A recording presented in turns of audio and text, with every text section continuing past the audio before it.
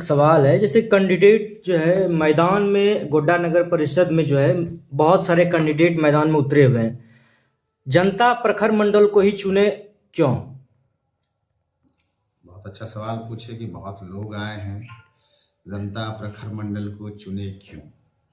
जनता से मैं चीख चीख के कह रहा हूँ कि मैं जितनी परेशानी है इस शहर का, मैं उसे दूर करूँगा और स्वच्छ गोड्डा बना के दूंगा, सुंदर गोड्डा बना के दूंगा, स्वस्थ गोड्डा बना के दूंगा।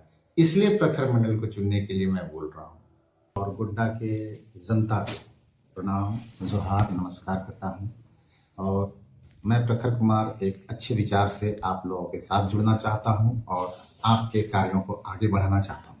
रही बात दीपक भैया आपके सवाल की, सूत्रों से पता चला ये दूषित मानसिकता लोगों का दिखाता है कि कुंठित होके, दूषित होके किसी के बारे में बात को फैलाना, बार बार इस चीज को किया जाता है। इन सब चीज से कोई फायदा नहीं है।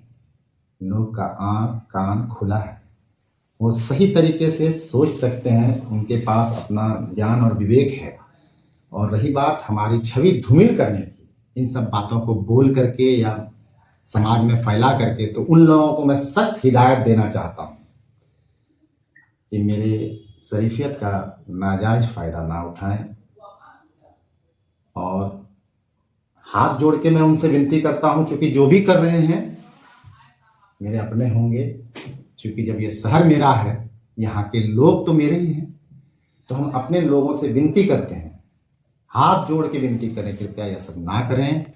चुनाव को स्वच्छ माहौल में चुनाव की तरह रहने दें और अपनी बातों को अपने लोगों तक जितने तरीके से आप पहुंचा सकते हैं पहुंचाएं। इससे किसी के बारे में गलत बोलने से कोई फायदा नहीं है। बस यही बोलूंगा उन लोगों के लिए मैं। 5 साल में नगर परिषद क्षेत्र का कितना विकास हुआ? हालांकि पूर्व नगर परिषद अध्यक्ष तो विकास के कई दावे कर रहे हैं। उन्होंने कहा कि जल नल हमारे समय में आया, सड़कें अच्छी हुई, कई ऐसे पोखर थे जिसकी सफाई नहीं हो रही थी, वो हुई। कुछ नए पोखर खुदवाए गए, जहां लाइटें नहीं थी, लोग अंधेरे में चलने से डरते थे, गलियों में लाइटें, हाई मार्क लाइट लगा। बहुत सारी योजनाओं को चर्चा करते हैं। उसके उन्होंने जनता से एक बार और मौका मानने की अपील की है अपने, मतलब उन्होंने अपने बयान में। आप अपने नजर से बतौर प्रत्याशी, बतौर नगर परिषद क्षेत्र के एक नागरिक होने के नाते आप क्या कहना चाहते हैं? कितना विकास हुआ? विकास की अगर बात करते हैं तो जो विकास हमारे नगर का हुआ है वो आप लोगों के समक्ष है, लोगों के समक्ष है। मगर जब मैं वार्ड घूमता हूँ, अपने नगर भ्रमण में जिस जिस वार्ड में जाता हूँ, तो विचलित हो जाता हूँ। विकास क्या हुआ नहीं हुआ इस पे टिप्पणी करने से बेहतर ये है कि क्या काम करना है, क्या होना चाहिए था और इसको बेहतर कैसे बनाएं। उदाहरण के तौर पे मैं बताता हूँ, कल रात में मैं 14 नंबर वार्ड के हमारे एक मोहित जी रहते हैं, वर्मा जी, उनके गली से मैं आगे बढ़ा तो हमारी स्कूटी बड़ी मुश्किल से उसमें घुस पा रही थी। मैं किसी प्रकार को उसमें घुसा दिया और आगे गया तो देखता हूँ कि सड़क पे आधा नाला बना है और नाला में ढक्कन लगा है जो टूटा फूटा है। तो आप बताओ वो जरूरी है कि कुछ और जरूरी है? रोशनी नगर में गलियों के अंदर कैसे जाएगा? उस गली में रोशनी कोई ले जाके दिखाए, जहां गाड़ी नहीं पहुंच रही वहां रोशनी कैसे पहुंचाएंगे? और उसमें पोल भी गाड़ा हुआ है। बताइए कि वो कैसे घर आते हैं, जाते हैं। अगर घर से मानिए फ्रिज खरीद लेंगे बाजार से, तो घर कैसे ले जाएंगे?